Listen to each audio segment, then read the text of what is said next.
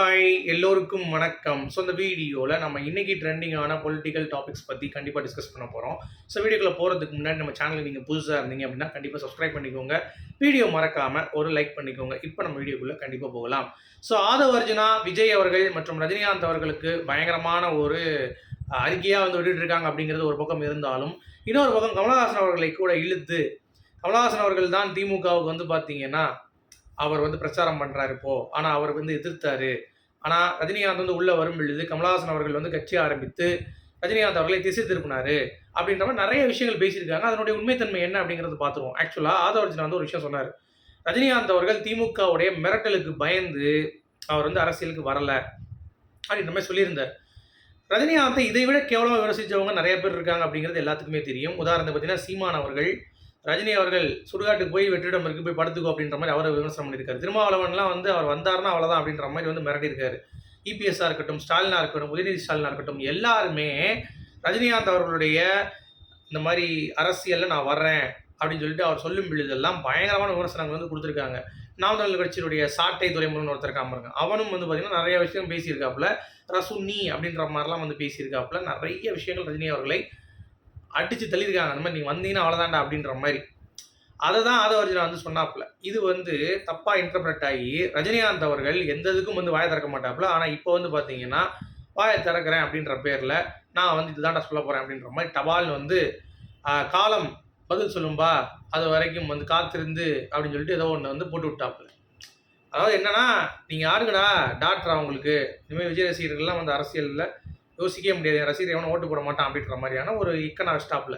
உடனே ஆதவ அர்ஜுனா என்ன பண்ணிட்டாப்புலன்னா, நான் அந்த மாதிரி மீன் பண்ணி சொல்லலை, நீங்கள் அரசியலுக்கு வரும் பொழுது உங்களுக்கு 18% இருந்தது முதல்லையே, அதை பார்த்துட்டு திமுக வந்து செம்ம கடுப்பாயிட்டு எல்லாத்தையும் வந்து பரப்பி விட்டு உங்களை வரவிடாமல் பண்ணாங்க, அதைத்தான் நாங்கள் சொன்னோம், மற்றபடி வேறு எதுவும் கிடையாது, நீங்கள் தப்பாக நினச்சிட்டிங்கன்னா நாங்கள் மன்னிச்சிக்கோங்க அப்படின்ற மாதிரி. ஏன் தலைவனும், அதாவது விஜய் அவர்களும் ரஜினிகாந்தோடைய ரசிகன் தான், அதனால் அதை பற்றி நீங்கள் யோசிக்காதீங்க, எங்கள் தலைவருக்கு நீங்கள் தான் தலைவர் அப்படின்ற மாதிரிலாம் போட்டு பயங்கரமாக மானியத்தேனையும் போட்டு வச்சுட்டாப்புல. இப்போ ரஜினிகாந்த் அவர்களும் வந்து பார்த்தீங்கன்னா அந்த ஸ்டேட்மெண்ட் கொடுத்துட்டாப்லையா. இப்போ விஜய் அவர்கள் லேட்டஸ்ட்டாக வந்து இப்போ நோன்பு திறக்கிறப்ப இஃப்தார் ஃபங்க்ஷன் வந்து போயிருந்தார். அதில் அவர் பேசுகிறப்ப இந்த மாதிரி எங்களுக்கு வந்து கூட்டணிலாம் கிடையாது, பாஜகலாம் வந்து கூப்பிட்டாங்க, 90 தொகுதி கொடுத்தாங்க, முதலமைச்சராக நாங்கள் வந்து 2 வருஷம் நீங்கள் நாங்கள் அப்படிலாம் பேசுகிறாங்கன்ற மாதிரிலாம் வந்து பேசியிருந்தாங்க. ஆனால் அதெல்லாம் இல்லவே இல்லை, நான் தனியாக தான் நிற்க போகிறேன், தனித்து போட்டி அப்படின்னு சொல்லி விஜய் வந்து அறிவிச்சிட்டாப்புல. இப்போ எல்லாருமே வந்து ஆதவ அர்ஜுனா மன்னிப்பு கேட்டால் போதுமா, விஜய் அவர்களும் மன்னிப்பு கேட்கணும் அப்படின்ற மாதிரியான ஒரு விஷயங்கள் வந்து போயிட்டு இருக்கு. ஓகே, ஏன்னா அப்போ தான் நாங்கள் ஓட்டு போடுவோம்ட்டு. விஜய் அவர்கள் அதை பற்றி எதுவுமே வந்து வாயை திறக்கல. இப்போ என்னன்னா, கமலஹாசன் அவர்களும் ரஜினி அவர்கள் அரசியல் வராததுக்கான மெயின் காரணம் அப்படின்றாங்க. ஏன்னா ரஜினி கமல் தான் சேர்ந்து ஆரம்பிக்கிற மாதிரி இருந்தது, ரஜினி முதல் ஆரம்பிக்கிற மாதிரி இருந்து அடுத்து கமலஹாசன் ஆரம்பிக்கிற மாதிரி இருந்தது. பட் கமலஹாசன் அவர்கள் ஆரம்பிச்சிட்டாரு. அவர் ஆரம்பிச்சதுக்கான காரணம் வந்து எங்கே ரஜினி ஆரம்பிச்சிருவான்னு சொல்லிட்டு தான் கமலஹாசன் அவர்களே ஆரம்பிக்க வச்சாங்க. ஏன்னா ரஜினி திமுகவுக்கு எதிர்ப்பு அப்படிங்கிறப்ப வந்திருந்தாங்க, கமலஹாசன் அவர்கள் அப்படி கிடையாதுன்ற மாதிரிலாம் சொல்லியிருந்தாங்க. ஆனால் இவங்களுக்கு என்ன புரியலன்னா, கமலஹாசன் வந்ததும் வந்து பார்த்தீங்கன்னா டிஎம்கே எதிர்ப்பு தான். டிஎம்கே, பிஜேபி, ஐடிஎம்கே எல்லாத்தையும் வந்து அடிப்பார். ஏன்னா சென்ட்ரிஸ்ட் அப்படின்ற மாதிரி வந்தாங்க, எந்த ஒரு ப்ரெஸ் மீட்டும் தயங்க மாட்டார், பேசுவார், எல்லாமே வந்து பண்ணுவார். இப்போ வந்து காரணமே கமலஹாசன் அவர்கள் வந்து திமுக சப்போர்ட் பண்ணதால் ரஜினிகாந்த் வந்து பார்த்தீங்கன்னா அந்த மாதிரி திமுகவை விட்டு பயமுறுத்திட்டாங்க அப்படின்னு சொல்லிட்டுலாம் இப்போ வந்து ஸ்டேட்மெண்ட்டை மாற்றுறாங்க. அப்படியே எனக்கு தெரிஞ்சு அந்த மாதிரி எதுவுமே கிடையாதுங்க. ஓகேவா, இப்போவும் சொல்கிறேன், அவர் வந்து திமுக கூட்டணி போகல அப்படின்னா, கமலஹாசன் அவர்கள் கட்சி வந்து ஆரம்பித்து வச்சுருந்தாங்க அப்படின்னா, விஜய் அவர்களும் கமலஹாசன் அவர்களும் கூட்டணி சேருவதற்கான வாய்ப்புகள் ரொம்ப அதிகமாக இருந்திருக்கு. அதுதான் நான் சொல்ல வரேன்.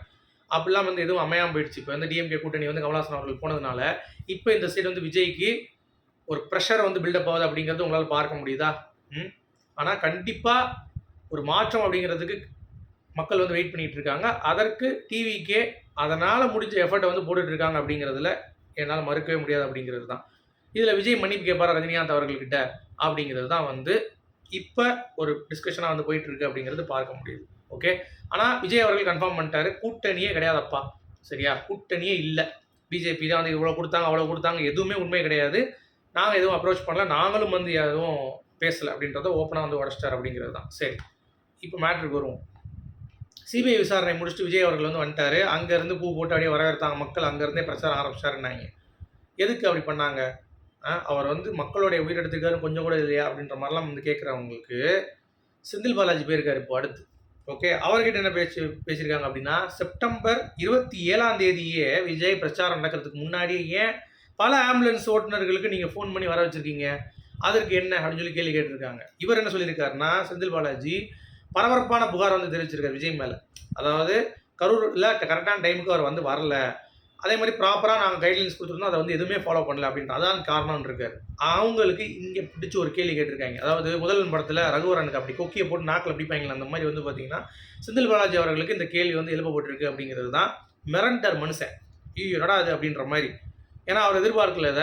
இந்த அளவுக்கு ஸ்ட்ராங்காவும் வந்து கேட்பாங்க எதிர்பார்க்கல. ஏதோ வந்து பேசிட்டு வந்திருக்காராம். ஸோ அதனால அவரும் இதுல வந்து மாட்டிக்கிட்டாரு அப்படின்ற மாரி தான் நமக்கு வந்து தோணுது. ஓகே. ஸோ வெயிட் பண்ணி பார்க்கலாம். அதே மாதிரி ரஜினிகாந்தோடைய ரைட் ஹேண்டா இருக்கக்கூடிய அர்ஜுனாமூர்த்தி அவர்கள், விஜய் தோல்வியடைந்து மக்களிடம் அடி வாங்குவார். அதுக்கு அடுத்து வந்து திமுக கிட்ட அவரே போய் சேர்ந்துருவாரு. அப்படின்ற மாரிலாம் வந்து கலாய்ச்சிருக்காரு. ஸோ எனக்கு தெரிஞ்சு விஜய் ஓப்பனா சொல்ட்டாப்ல. நான் வந்து 234ம் தனியா தான் நிக்க போறேன். அப்படின்ற மாரி. ஸோ அதனால திருப்பி அது வந்து இருக்காதுன்ற மாரி தான் எனக்கு தோணுது. ஓகேவா? இது ஒண்ணு. அடுத்து வந்து சென்சார் பார்க்குற மாரி இருந்துச்சுல ஜனநாயகன். இப்போ வந்து அத ஒரு முடிவு எடுத்துட்டாங்க. பார்க்கலையாம் அவங்க.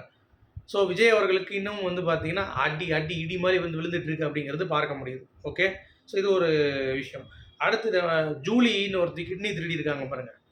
அவங்க வந்து பார்த்தீங்கன்னா, நான் அதெல்லாம் திருடல. சும்மா என் மேல அவதூறு பரப்புறாங்கன்னு சொல்லி 8 பேர் மேல தாவாக்கா மேல கேஸ் போட்டிருக்காங்க. என்னடா இது அப்படின்ற மாரி சொல்றீங்களா? ஆமாங்க. அவங்களுக்கு சம்மந்தப்பட்ட ஆதாரங்கள் நெறைய விஷயங்கள் வந்து பேசியாச்சு. பட் அப்படி இருந்தும் நான் அப்படிலாம் பண்ணல.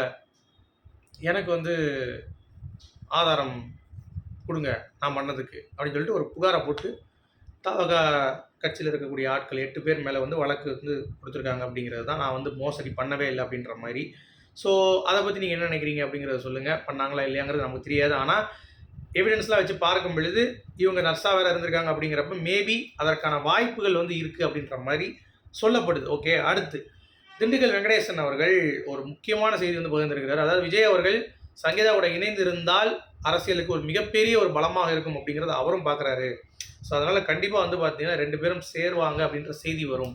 அப்படி வந்தா இந்த வாடகை வாங்கிங்க பேசுனாங்கல்ல, ஆ விஜய் சங்கீதா இப்படி இருக்காங்க, அப்படி இருக்காங்கன்ட்டு, விரைவில் அவங்க 2 பேரும் சேர்றாங்க, எல்லாத்துக்கும் செருப்பு அடிக்கிறாங்க அப்படின்ற மாரி திண்டுக்கல் வெங்கடேசன் வந்து பார்த்தீங்கன்னா, பயங்கர கான்ஃபிடென்ட்டா பேசுறாரு. அது உண்மையில நடக்குமா அப்படிங்கிறது தெரியல. பட் நடந்தா விஜய் அவர்களுக்கு ஒரு மிகப்பெரிய ஒரு ப்ளஸ்ஸா தான் இருக்கும் அப்படிங்கிறது தான். ஏன்னா, விஜய் அவர்கள் மண்டபம் 2 மண்டபத்த வித்திருக்காரு. சரிங்களா? அரசியலுக்காக. அவர் வந்து அடுத்த கட்டத்துக்கு போணும் அப்படின்றதற்காக, மக்களுக்கு நல்ல விஷயம் பண்றதுக்காக. இது நடுவுல விஜய் திரிஷா திருமணம் வேற ஒரு விஷயம் வந்து பூதாகரமா பரப்பப்பட்டது. அதுக்கு லைக் வேற வந்து பார்த்தீங்கன்னா, திரிஷாவுடைய அம்மா போட்டிருந்தாங்க. அது ஒரு சர்ச்சையாச்சு பார்த்தீங்களா? விஜய்க்கு அதையும் வேற இப்போ வந்து இது எல்லாம் நெகட்டிவ் தானே அவருக்கு. அதையும் பார்க்கணும் அப்படிங்கிறது தான் பார்க்க முடியுது. அடுத்து மோகன்ஜி, ஏடிஎம்கே கூட்டணியில உங்களுக்கு அழகான வாய்ப்பு கிடைச்சது விஜய் அவர்களுக்கு. அத வந்து அப்படியே கெடுத்துட்டாங்கப்பா. ஆ கொஞ்சம் அவங்க யோசிச்சிருக்கலாம். யோசிச்சிருந்தா கண்டிப்பா வந்து விஜய் வந்து ஒரு முதலமைச்சர் ஆயிருப்பாரு. இந்த வட்டம் இல்லன்னா கூட துணை முதலமைச்சரா இருந்தாலும், நெக்ஸ்ட் இயர்ல அடுத்து வரக்கூடிய எலக்ஷன்ல வந்து முதலமைச்சர் ஆயிருப்பாரு. இப்போ வந்து அது கேள்விக்குறி ஆயிடுச்சு. ஸோ சூனியம் ஆயிடுச்சு அப்படின்ற மாரி மோகன்ஜி அவர்கள் வந்து கருத்து தெரிவிச்சிருக்காரு. இதுக்கு நீங்க எப்படி பார்க்குறீங்க? அப்படிங்கிறத கமெண்ட் செக்ஷன்ல சொல்லுங்க. மீண்டும் சூப்பரான அடுத்த சந்திப்போம். அதுவரைக்கும்